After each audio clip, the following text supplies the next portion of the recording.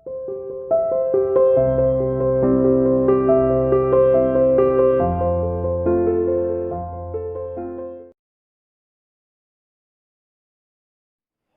dear student, welcome to C International School online classes. Dear plus one commerce class, आज new book micro economics हम शुरू कर रहे हैं और स्टैटिस्टिक हम फिनिश कर चुके हैं। आई होप आपने उसको अच्छे से किया होगा। आज माइक्रो इकोनॉमिक्स हम स्टार्ट करेंगे, उसका chapter number first, economics and economy क्या है। चलिए सीधा हम टॉपिक पर ही आते हैं। वैसे जब स्टार्टिंग हमने क्लास की थी तब मैंने यही टॉपिक डिस्कस किया था, इकोनॉमिक्स क्या है, इकोनॉमी क्या है, इसके फादर कौन है, ये सब मैंने डिस्कस किए। माइक्रो इकोनॉमी क्या है, माइक्रो एक्रो इकोनॉमिक्स क्या है, वो टर्म्स यहाँ भी है। तो हम आज एक तरीके से रिवीजन ही हो जाएगी उस चैप्टर जो स्टार्टिंग में किए थे टॉपिक उसी की। चलिए देखते हैं इकोनॉमिक्स एंड इकोनॉमी। फिलहाल हमारा टॉपिक होगा इकोनॉमिक्स क्या है, इकोनॉमी हम नेक्स्ट टाइम करेंगे। तो इकोनॉमिक्स क्या है, तो सबसे पहले आपको पता होना चाहिए इकोनॉमिक्स के फादर कौन है। तो इकोनॉमिक्स के फादर एडम स्मिथ कहे जाते हैं। उन्हें क्यों कहा जाता है, क्योंकि उनका बहुत ज्यादा योगदान रहा है इस इकोनॉमिक्स का, जो इन्होंने टर्म से इतनी जो गिवन है, जो इन्होंने लिए लेख लिखे हैं, तो उसमें इकोनॉमिक्स का में इन्होंने इनका सबसे ज्यादा योगदान रहा है। ठीक है, इसलिए एडम स्मिथ को फादर कहा जाता है। चलिए अब मीनिंग देखते हैं, इकोनॉमिक्स का मीनिंग क्या है। वैसे उससे पहले मैं ये बता देना चाहती हूँ, इकोनॉमिक्स दो वर्ड से लिया गया है, ग्रीक के टू वर्ड से, ओइकोस एंड निमेन। ओइकोस यानी हाउस होल्ड और निमेन यानी मैनेजमेंट। हाउस होल्ड को मैनेज करना ही इकोनॉमिक्स कहलाई जाती है। ठीक है, चलिए मीनिंग देखते हैं। Economics is a science of human behaviour. Economics क्या है, एक साइंस है जिसमें ह्यूमन बिहेवियर को स्टडी की जाती है। Concern with allocation of square mean, human behaviour कैसे करता है, with allocation of square mean in such a manner that consumer can maximize their satisfaction, producer can maximize their profit and the society can maximize its social welfare. Economics एक वो science है जिसमें human behaviour की study की जाती है, जो किससे रिलेटेड होता है, जिसमें ह्यूमन क्या करता है, बिहेव करता है किसके according, allocation of square mean. वो एलोकेट करता है अपने मीन को। मीन यानी जो साधन है, आप कह सकते हैं रिसोर्सेज। स्क्वायर यानी हर रिसोर्सेज स्क्वायर होता है। ठीक है, मीन एंड रिसोर्सेज कुछ भी कह सकते हैं। जैसे मनी है, मनी का इस तरीके से वो प्रयोग करता है ताकि ज्यादा सेटिस्फाई हो सके। इसके रिसोर्सेज कुछ भी कह सकते हैं, जैसे ये भी रिसोर्सेज है, टाइम भी एक रिसोर्सेज है। ठीक है, तो इन सबको रिसोर्सेज बोलते हो, ये स्क्वायर होते हैं। ठीक है, स्क्वायर मीन्स डिमांड ज्यादा और इनकी सप्लाई क्या होती है कम, उसे बोलते हैं स्क्वायर। ठीक है, तो ये मीन हमेशा स्क्वायर होते हैं। इन सच अ मैनर, तो व्यक्ति इस तरीके से इसे प्रयोग करता है दैट कंज्यूमर कैन, यानी ह्यूमन बिहेवियर अपने रिसोर्सेज के साथ इस तरीके से बिहेव करता है, इस तरीके से जो है उसको हैंडल करता है। That consumer can maximise their satisfaction, कि ह्यूमन में कंज्यूमर है कि जिस इस तरीके से अपने रिसोर्सेज का बंटवारा करता है, ताकि अगर कंज्यूमर करता है तो मैक्सिमाइज हो सके उसका सेटिस्फेक्शन। ठीक है, और प्रोड्यूसर अपने स्केयर रिसोर्सेज को इस प्रकार एलोकेट करता है ताकि वो मैक्सिमाइज कर सके अपना प्रॉफिट। और सोसाइटी अपने रिसोर्सेज का इस तरीके से प्रयोग करती है ताकि सोशल क्या हो सके, वेलफेयर। तो इन सब की स्टडी हम किस में करते हैं, इकोनॉमिक्स। इकोनॉमिक्स हमें यही बताता है कि इकोनॉमिक्स क्या बताता है, ह्यूमन के बिहेवियर को बताता है, जिसके अंतर्गत वो रिसोर्सेज जो स्केयर है उसको एलोकेट करता है, उसको बांटता है इस तरीके से कि मैक्सिमम हो सके उनका सेटिस्फेक्शन, या जो चाहते हैं वो मैक्सिमम हो सके। जैसे कंज्यूमर हमेशा सेटिस्फाई होना चाहता है कि जो वस्तु ले रहा है उसमें वो सेटिस्फेक्शन ढूंढना चाहता है, तो कंज्यूमर सेटिस्फाई हो सके। प्रोड्यूसर प्रॉफिट चाहता है तो उसे प्रॉफिट मिल सके, इस तरीके से अपने रिसोर्सेज, प्रोड्यूसर मनी, अपनी मशीनरी, सबका इस तरीके से प्रयोग कर रहा है, रॉ मटेरियल, ताकि मैक्सिमाइज हो सके प्रॉफिट। और सोसाइटी यूज करती है अपने रिसोर्सेज का ताकि सोशल क्या हो सके, वेलफेयर, चाहे वो मनी है, मनी के थ्रू ही क्या कर रही है, हेल्प कर रही है। तो ये सब कहलाया जाता है इकोनॉमिक्स, ये कहलाई जाती है इकोनॉमिक्स। ठीक है, अब इसके बाद आता है स्केर्सिटी। जैसे हमने यहाँ बोला स्केयर क्या है, तो scarcity it means to that situation, यह वह सिचुएशन है what you have is less than what you wish to have. इसका अभिप्राय कि what you have is less, जो आपके पास है, ठीक है, जो आपके पास वो कम है लेकिन आप इच्छा ज्यादा कर रहे हैं, मीन्स डिमांड ज्यादा है किससे, सप्लाई से, यानी डिमांड क्या है, ज्यादा है, किससे, सप्लाई से, तो कहलाया जाता है स्क्वेयर है resources. When what you have is less, यानी आपके पास सप्लाई कम हो रही है बट आप विश ज्यादा कर रहे हैं, आप डिमांड ज्यादा कर रहे हैं, आपके पास सप्लाई कम है, तो उसे बोलते हैं scarcity. It means supply of resources is less then demand for resources, यानी जो सप्लाई है रिसोर्सेज की वो कम है किससे, डिमांड, जितनी आप डिमांड कर रहे हैं, इसे बोलते हैं स्केर्सिटी। स्केर्सिटी सिर्फ एक सिंपल मीनिंग जिसमें डिमांड ज्यादा है और सप्लाई क्या है, कम। और ये क्यों उत्पन्न होती है, प्रॉब्लम ऑफ चॉइस, स्केर्सिटी को बोलते हैं problem of choice. Problem of choice क्यों उत्पन्न होती है, क्योंकि हमारे पास जो रिसोर्सेज है स्क्वेयर है और अनलिमिटेड, हमारी वांट जो है अनलिमिटेड है और उसके रिलेशन में रिसोर्सेज क्या है, स्क्वेयर है। जैसे मैं यहाँ बता देती हूँ, इसे प्रॉब्लम ऑफ चॉइस भी बोलते हैं, ठीक है। प्रॉब्लम ऑफ चॉइस क्यों बोलते हैं, क्योंकि जो रिसोर्सेज है वो तो स्क्वेयर है और वांट्स क्या है, unlimited. First of all wants आती है, वांट्स हमारी अनलिमिटेड है और रिसोर्सेज क्या है, स्क्वेयर है। और इसको कंप्लीट करने वाले जो वो अल्टरनेटिव इसके क्या है, यूजेस। तब इसलिए प्रॉब्लम ऑफ चॉइस उत्पन्न हो जाती है। क्वेश्चन भी आ जाता है प्रॉब्लम ऑफ चॉइस। स्केर्सिटी क्यों उत्पन्न हो जाती है, क्योंकि हमारे यहाँ पर हम चॉइस करने लग जाते हैं, इसलिए स्केयर हो जाते हैं। कैसे, क्योंकि हमारी वांट्स अनलिमिटेड है। अब यहाँ आता है वांट्स क्या है, एक वांट्स होता है, एक नीड होता है। तो नीड जो है सबकी सेम होती है लेकिन वांट्स सबकी अलग अलग होती है। इस वांट्स के कारण ही ये रिसोर्सेज स्केयर हो जाते हैं और प्रॉब्लम ऑफ चॉइस उत्पन्न हो जाती है, ठीक है। जैसे वांट्स अनलिमिटेड है, हमारी वांट्स अनलिमिटेड है, जैसे नीड्स, भूख लगी, नीड्स है। वांट्स, भूख लगी है तो आप क्या खाना चाहते हैं, बर्गर खाना चाहते हैं, कोई पिज्जा खाना चाहता है, कोई चपाती खाना चाहता है, ठीक है, कोई मोमोज खाना चाहता है, ये सब उनकी वांट्स कहलाई जाएगी। तो ये अनलिमिटेड है, ठीक है। और लेकिन इनको पूरा करने वाली जो रिसोर्सेज है वो आपके पास स्क्वेयर, जैसे मनी है, भाई खरीदोगे मनी, ऐसा तो है नहीं बहुत ही इतने रिचेस्ट पर्सन हो जो पूरी ही पृथ्वी पे सारी वस्तु खरीद ले, ऐसा तो है ही नहीं पॉसिबल। तो रिसोर्सेज आपके पास क्या होता है, स्क्वेयर, ठीक है। इसलिए आपको चॉइस करना होता है, स्क्वेयर रिसोर्स के कारण एक प्रॉब्लम और चॉइस उत्पन्न हो जाती है कि मनी तो स्क्वेयर है, खाना बर्गर भी है, पिज्जा भी खाना है और पाव भाजी भी खानी है, जो आपकी चॉइस है, ठीक है। लेकिन उस पर खर्च करने के लिए मनी क्या होते हैं, उस पर खर्च करने के लिए जो मनी है वो स्क्वेयर है। और उस मनी के क्या कहलाए जाते हैं, अल्टरनेटिव यूजेस है। उस मनी के अल्टरनेटिव क्या है, यूजेस। अल्टरनेटिव यूजेस कैसे, मनी को आप कहीं भी यूजेस कर सकते हो कुछ भी खरीदने के लिए, तो उसे बोलते हैं अल्टरनेटिव यूजेस। जैसे मिल्क है, ठीक है, मिल्क स्क्वेयर है, स्क्वेयर क्यों कहा जाता है, ठीक है, क्योंकि उसकी डिमांड ज्यादा, सप्लाई कम है। और ऐसा क्यों उत्पन्न होता है, क्योंकि उसके अल्टरनेटिव यूज है। अगर एक ही यूज होगा तो शायद ये समस्या उत्पन्न नहीं हो, लेकिन अल्टरनेटिव यूज होने के कारण ये समस्या उत्पन्न हो जाती है। मिल्क से आप क्या क्या नहीं बना सकते, पीने के काम आता है, स्वीट्स बनाने के काम आता है, बहुत वैरायटी इससे बनी जाती है, ठीक है।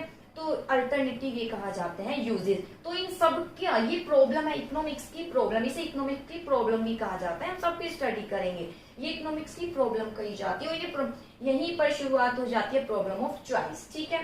तो ये कहलाई जाती है स्केर्सिटी। क्यों स्केर्सिटी उत्पन्न हुई, जब हमने अभी यहाँ पढ़ा, व्यक्ति है अपने रिसोर्सेज का इस तरीके से प्रयोग करता है ताकि मैक्सिमाइज कर सके, कंज्यूमर है तो सेटिस्फेक्शन, ठीक है।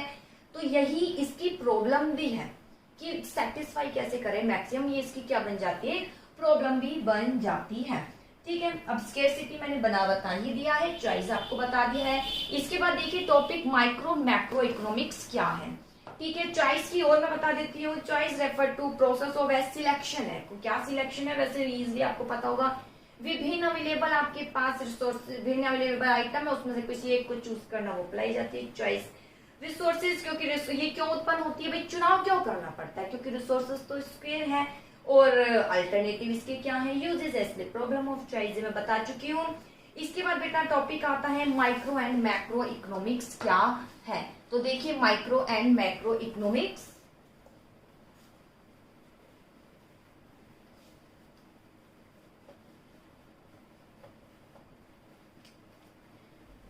इकोनॉमिक्स को 2 पार्ट्स में डिवाइड किया गया। फर्स्ट ऑफ ऑल मैं बता देती हूँ, आपके बुक में नहीं है, इकोनॉमिक्स को 2 पार्ट्स में डिवाइड किया गया है।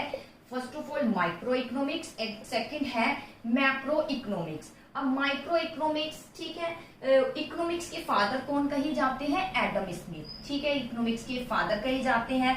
अब आते हैं माइक्रो इकोनॉमिक्स। माइक्रो इकोनॉमिक्स के फादर कौन है? एल्फ्रेड मार्शल, ठीक है।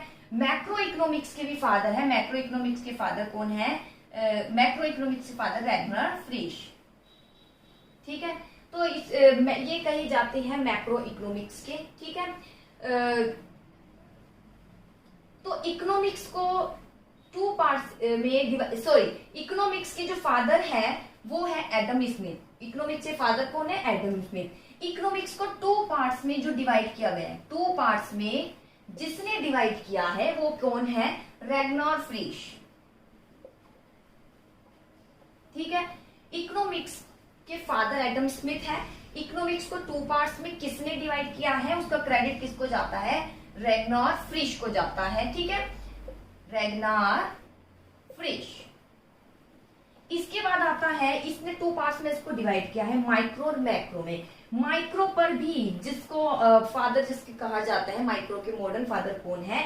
वो कहलाए जाते हैं एल्फ्रेड मार्शल, ठीक है, वो माइक्रो के फादर कहे जाते हैं, ठीक है। इन दोनों को डिवाइड करने का क्रेडिट रैगनर फ्रिश को गया। माइक्रो के फादर एल्फ्रेड मार्शल कहे जाते हैं क्योंकि इनका सबसे ज्यादा इसमें योगदान रहा। और मैक्रो लेवल पर जिसने स्टडी करी वो है जेएम केन्स। जेएम केन्स यानी जॉन मेनार्ड केन्स, ये कहे जाते हैं मैक्रो इकोनॉमिक्स के फादर।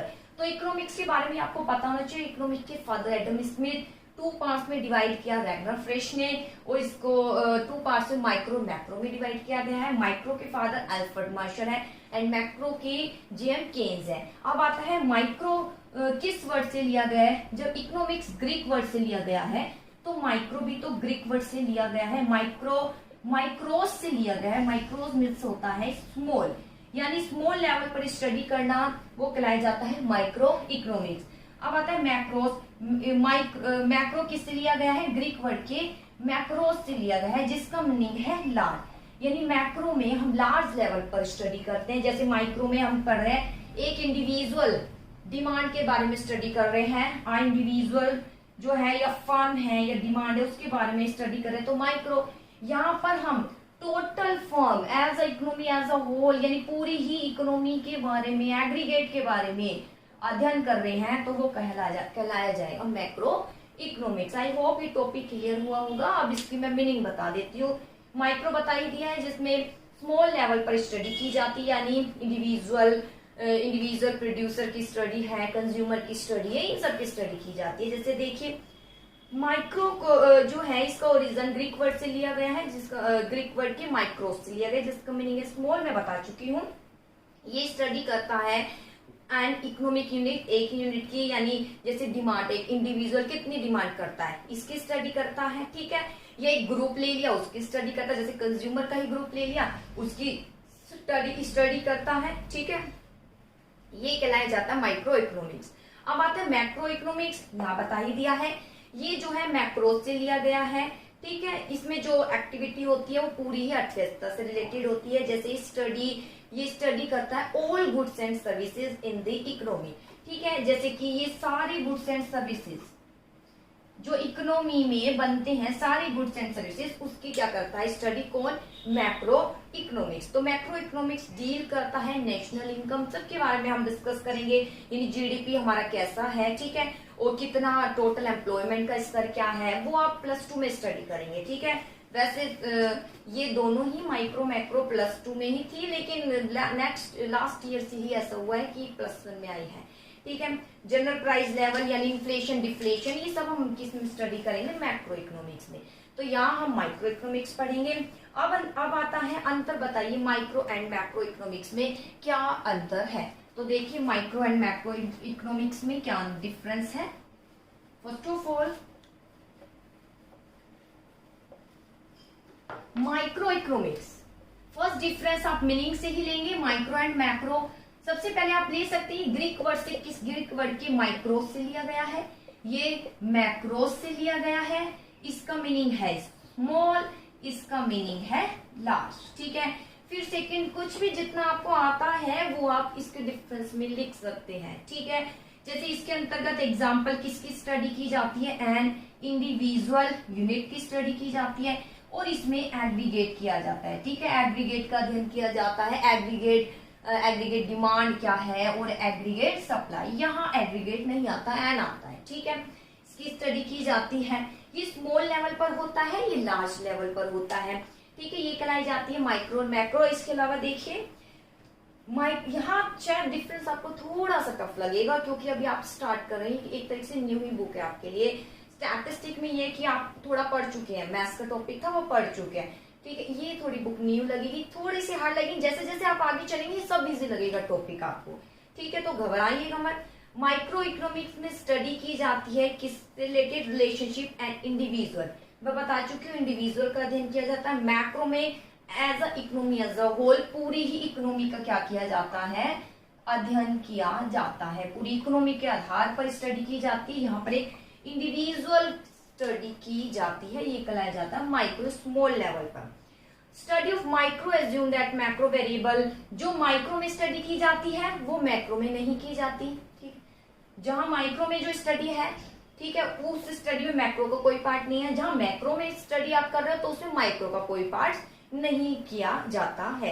इसमें अलग स्टडी की जाती है, इसमें अलग। इसमें एम्प्लॉयमेंट की स्टडी की जाती है, एम्प्लॉयमेंट की नहीं है। यहाँ पर तो प्राइस डिमांड, ठीक है, इंडिविजुअल प्राइस डिमांड का पढ़ोगे, मार्केट पढ़ोगे, कितनी मार्केट होती है, वो किस तरीके से बिहेव करती है, ये सब स्टडी करोगे। उसका स्टडी आप मैक्रो में नहीं करेंगे। ठीक है, आगे स्टडी ऑफ मैक्रो। इसके बाद market force play significant role in context of micro economic problem like problem of product price और फैक्टर प्राइसिंग। इसके अंदर मार्केट फोर्स यानी सप्लाई डिमांड का महत्वपूर्ण रोल अदा करता है। और यहाँ पर मॉनिटरी और फिस्कल पॉलिसी। बेटा एक्सप्लेनेशन जो डिफरेंस में थोड़ा टफ दिया हुआ है, आप एक एक लाइन को उठा के करेंगे तो अच्छा समझ आएगा। जैसे पहले है सिर्फ पहले ये मीनिंग लिख सकते हैं, माइक्रो से लिए गए, मैक्रो इसका मीनिंग स्मॉल है, इसका जो है लार्ज है। फिर एग्जांपल ले सकते हैं, इसमें इंडिविजुअल का अध्ययन किया जाता है, इसमें एग्रीगेट यानी इकोनॉमी एज अ होल पूरी इकोनॉमी का स्टडी की जाती है। जो वेरिएबल यहाँ के मैक्रो वेरिएबल यहाँ क्या होते हैं, कांस्टेंट होते हैं, समान होते हैं। इसकी कोई जो स्टडी माइक्रो में होती है, ठीक है, उस माइक्रो की स्टडी मैक्रो में नहीं होती। जो मैक्रो की स्टडी होती है वो माइक्रो में नहीं होती।